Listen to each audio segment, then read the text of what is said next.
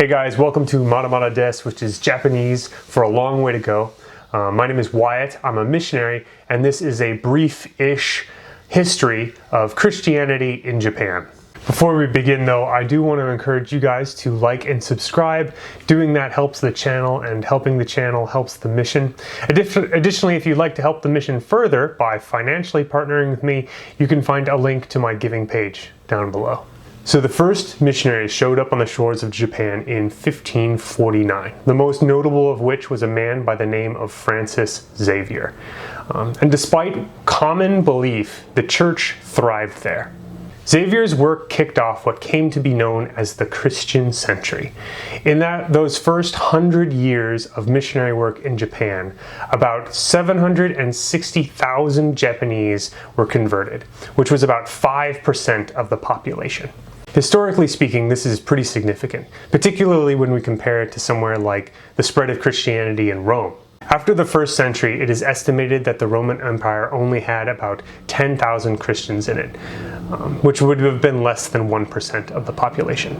So we can see that Christianity was really taking off in Japan. However, in a similar way to what happened in Rome, Christianity faced some severe persecution after its initial spread. In 1614, the shogun Tokugawa Ieyasu began to rather severely suppress the Christian population.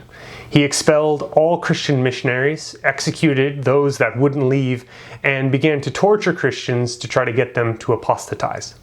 If you're familiar with the movie Silence, that show is about this time period. From there, Christianity went underground and would stay underground for about 250 years. What's really amazing is that Japanese Christians would continue to worship the Christian faith throughout this time period, despite ruthless persecution and being entirely cut off from the rest of the church in the rest of the world.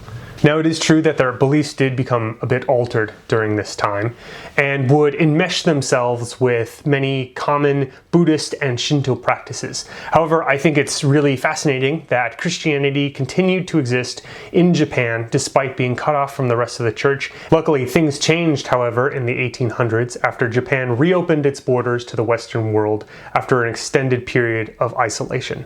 In the 1800s, Japan experienced a rapid wave of modernization, which included many political reforms, including articles that guaranteed its citizens religious freedom. From there, Christianity existed in Japan in a fashion that is very similar to how it exists in the West.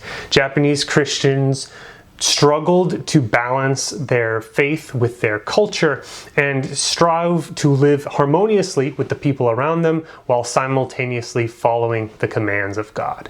Unfortunately, things would take a downward turn right around the beginning of World War I as anti-Western sentiment in the country increased dramatically, and once again Western missionaries were expelled from Japan. However, this did not last long, as after Japan's surrender in 1945, Western missionaries were again allowed to return to the country. The occupation of Japan after the war resulted in a number of rather strange effects on the Japanese population in regards to Christianity. For example, in 1947, a man by the name of Tetsu Katayama was elected as the Prime Minister of Japan. Katayama was a Christian, and since then, a considerable number of Japanese politicians have been Christians. Unfortunately, Christianity has not seen much advancement in Japan since World War II. The rapid secularization and rapid modernization of that country after the war has really drained Japan of its interest in spiritual matters. And so, as it stands right now, Japan's population is less than 1% Christian. However, you and I know this means nothing. God has not given up on Japan. And in the same way, our parents got to watch Japan go from a war-torn island to one of the most powerful economies on the planet. I think it's entirely possible that in our generation, we will get to see Japan go from a deeply materialistic country to one that has a deep and sincere passion for Jesus Christ. However, we do have a long way to go.